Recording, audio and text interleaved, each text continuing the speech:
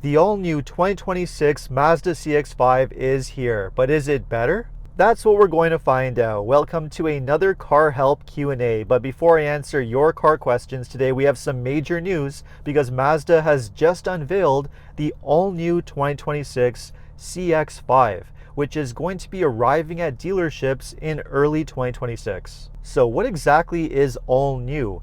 Well, of course, we have these styling changes to both the exterior and the interior, but more significantly, the CX-5 is now larger than before. The wheelbase has been stretched by 3 inches, and it's 4.5 inches longer overall, which means you're going to have more interior space, especially more room in the back seats, and a larger cargo area. The doors also open wider than before, making it easier to get in and out, and also easier to get a baby seat in and out. So this is all pretty significant because one of the biggest issues with the current CX-5 is that it was just a little bit too small for some buyers. So the fact that the new one is going to be bigger and roomier is a really good thing. The interior also gets a lot of changes. All of the materials have been upgraded to give it more of a luxurious feel. Mazda has added more safety technology. There's a new available panoramic roof and a new 15-inch touchscreen infotainment system with a Google-based user interface. Now that does sound very good, but the drawback is that the new touchscreen seems to have eliminated the physical controls, which is not a good thing. But this is an optional screen, so it is possible that on the lower trims you will have a smaller screen with some physical controls, but that remains to be seen. What I do like though is that Mazda has kept a nice mechanical gear selector for the transmission, which is really nice. Now, one thing that Mazda has not changed is that the CX-5 is going to continue to use the existing outgoing drivetrain, the Skyactiv G, the 2.5 liter naturally aspirated 4-cylinder engine with the same 6-speed automatic transmission and standard all-wheel drive from the current CX-5 that's pretty much used across the Mazda lineup. Now, I think this is a really good thing because that means you're not going to have to be concerned with any reliability issues. This is a very well-proven, simple, reliable drivetrain that's proven to last, and it doesn't have any major repair concerns. So that should help maintain the reliability of this new CX-5.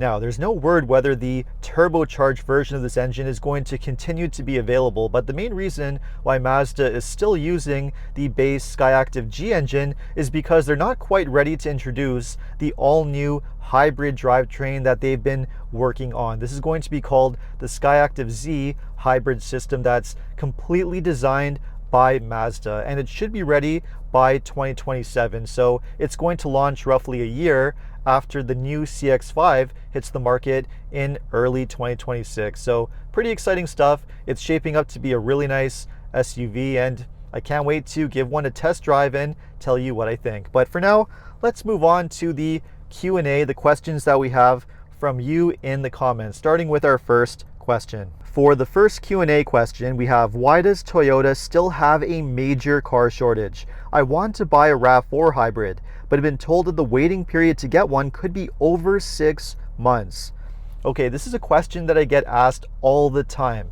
Now, as we know, Toyota has been dealing with a major car shortage for years now, and this is especially true with their hybrid models, which often have a waiting period anywhere from a few months to several months to over a year, depending on your location and depending on the model. Now, why is this happening? Well, if you ask Toyota, which I have many times, I've really grilled them on this issue, they claim it really comes down to supply and demand. They have a huge demand for their vehicles. Sales have been growing year after year, and they're simply not able to keep up. All of their factories are producing cars at maximum capacity. They're at full steam, and they just can't produce any more cars than they currently are. And even then, they're still not even close to meeting the demand for their vehicles. That's just how popular Toyota hybrids are, apparently. So it's a major issue, and I understand the belief that a lot of consumers have that Toyota is doing this intentionally to keep prices high, keep rebates and incentives down, and I totally get that. But again, I've really grilled Toyota executives on this issue. In fact, I did a video interview recently that you can watch. I'll put a link to that in the corner, where I was asking this exact question, and they absolutely claim that it has to do with high demand and they simply cannot produce any more vehicles because they already are producing at full steam. Now, they are working to address this issue, thankfully. They just opened a brand new battery plant in the United States, which will allow them to produce more hybrid batteries. So the wait times should come down on the hybrid vehicles in the coming year moving forward, which is a really good thing. But in the meantime, unfortunately, if you want to buy a Toyota hybrid, this is an issue that you're most likely going to be faced with.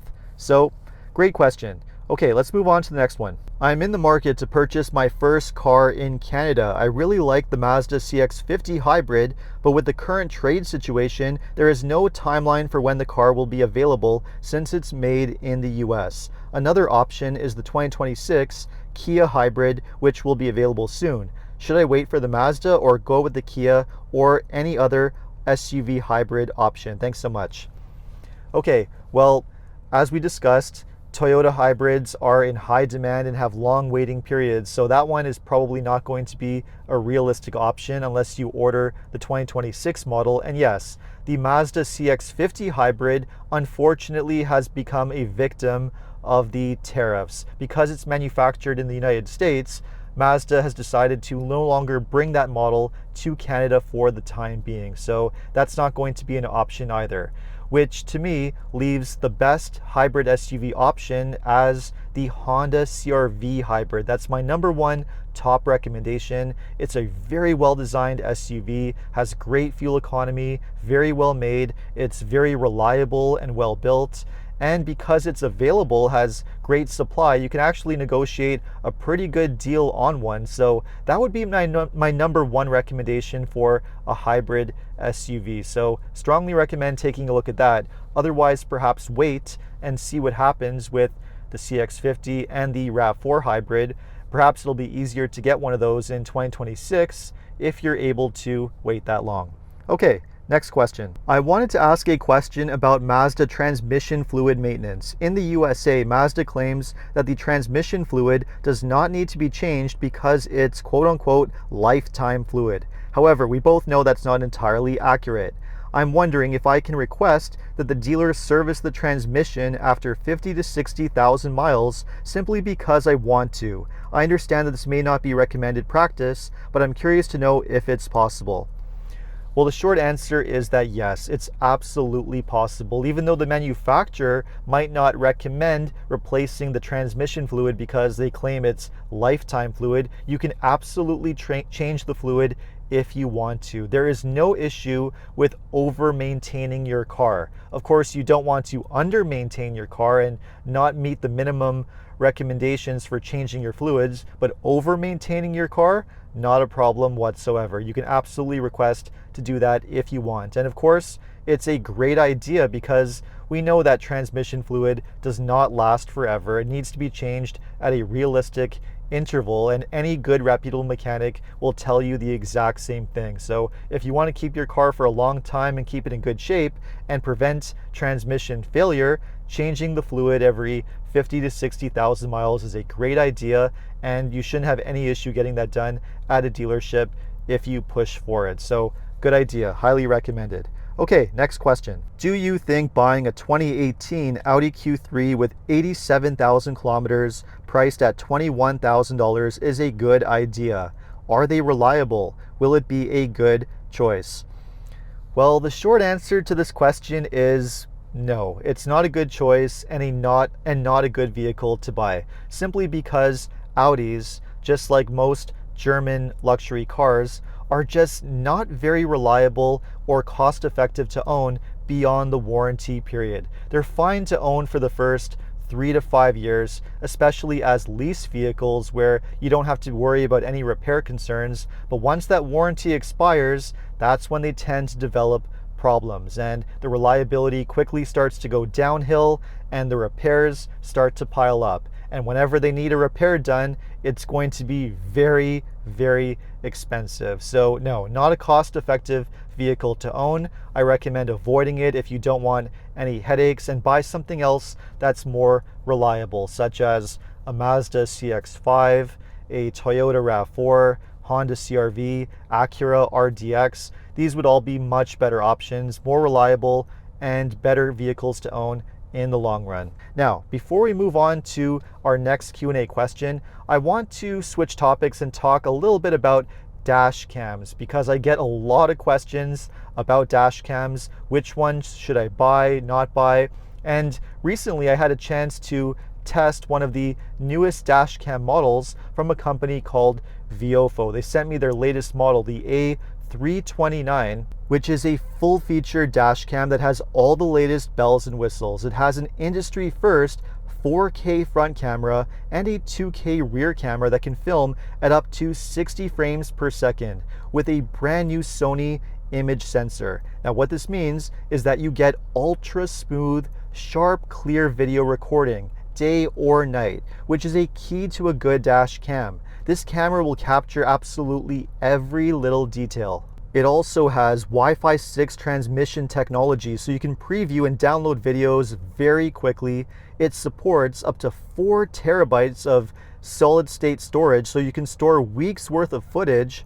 And it has many neat features like voice controls, GPS tracking, and a parking mode with auto event detection, and a lot more. And even though the A329 is on the pricier side, because as mentioned, it is a top of the line full feature dash cam with all the bells and whistles, if you are looking for something on the cheaper side, what's nice about Viofo is they have a full lineup of different dash cam models, and all of them are very well made, well designed. So there's basically something for everyone. If you're looking for a well designed dash cam, Viofo is one that's definitely worth checking out. I've been using them for years and they are very good dash cams. Anyway, let's move on to the Q&A, moving on to the next question. Our next question has to do with tariffs. I'm in Ontario, and am I naive in thinking that Asian brands that manufacture overseas or in Canada will keep prices stable to undercut their American impacted counterparts? Okay, interesting question. Now, the short answer is, in a way, yes, because just because a vehicle is manufactured in Canada and sold in Canada, or made in Japan, or on the other way around, if a vehicle is made in America and sold in America, does not mean that it will not be impacted by the tariffs. Because what automakers are doing is that they're not just increasing the prices on certain vehicles that are impacted by tariffs. They're doing smaller price increases across the board, across their entire model lineup, to mitigate the impact that the tariffs are having on consumers. So yes, basically all vehicles will be impacted to some degree. Now, we haven't seen massive price increases from most automakers quite yet. For the time being, they're basically taking the hit with the tariffs, but they're not going to tolerate that and do that for very long. Sooner or later, either the tariffs will have to go away, or in the coming year, most likely later in the year, moving into 2026, we are going to see some big price increases from a lot of automakers who simply are not going to take that hit anymore. So we'll have to wait and see what happens, but basically that's the situation when it comes to tariffs. Okay, next question. Hello, Shari. 2026 Hyundai Kona now entered its 3rd year. Is it better to buy now? Looking forward to that information on that. There is a very wide range of people on a budget that want to buy a small SUV, and the Hyundai Kona's price on entry-level trims fits into that space. I would like to know your opinion on it. Okay, you're absolutely right. The Hyundai Kona is a more affordable vehicle, and for that reason, it does fit the budgets of a lot of consumers. Now, historically, the issue with the Kona, like many other Hyundai models and Kia models, is that they have had engine problems. Sometimes major engine concerns, oil consumption, connecting rod bearings, and so on, that could lead to complete engine failure. And this has been a problem with both the 2-liter and 2.4-liter engines for many years, stretching back well over a decade. And unfortunately, it continues to be a problem even on the newer vehicles. Recently, we saw a recall on the Kia Seltos and the Kia Soul, which share the exact same 2-liter 4-cylinder engine that's in the Hyundai Kona, and models as recently as 2023 have been recalled for having piston ring issues and engine failure. So yes, it is still a problem with these companies, and for that reason, I would say that it's safer not to purchase one of these vehicles. Now, you have to remember, you can't just look at the purchase price alone. Yes, the Kona is an affordable SUV, but there are other SUVs that are just as affordable, such as the Toyota Corolla Cross, the Mazda CX-5, even the Subaru Crosstrek or Honda HR-V. And with these vehicles, not only are you going to pay a very similar price, but you're going to have better reliability, lower cost of repair, lower maintenance, and much better resale value in the long run. You cannot discount the value of resale value, because when you want to trade in that vehicle after 5 years, 10 years, 12 years, there is no question a Toyota or a Honda or those other ones I mentioned are going to be worth a lot more money when you want to trade it or sell it. So in the end, they offer much better value for money. So that would be my recommendation to go with. So excellent questions. Thanks so much for asking. And if you want to have your car question answered in a future Q&A video, just leave your question in the comments below. I'm also going to put out a post on YouTube, so watch out for that. The post is going to be released at the beginning of the week, and I'm going to try and release a new Q&A video on a weekly basis every Friday moving forward. So if you want to ask your question, just put your question in the comments of that post or in the comments of this video. And one more thing before we wrap up today, the car that I'm sitting in. I mentioned that I'm going to give you guys a chance to guess what car I'm in every Q&A video. Last time, believe it or not, nobody was able to guess the exact car model. It had a Type S badge on the headrest, and it was actually an Acura TLX Type S. Some of you came very close with MDX Integra, but it was actually a TLX Type S. I don't know if I'm going to ask you to guess the model in today's video, because it's kind of, well, if I show you the headrest, it's just going to give it away. It's right here. But yeah, I'm going to be testing this car for a future video on my picks for the best sports cars. Just a fun video for the summertime, so make sure to watch out for that. Thanks so much for watching today's Q&A, and I'll see you very soon.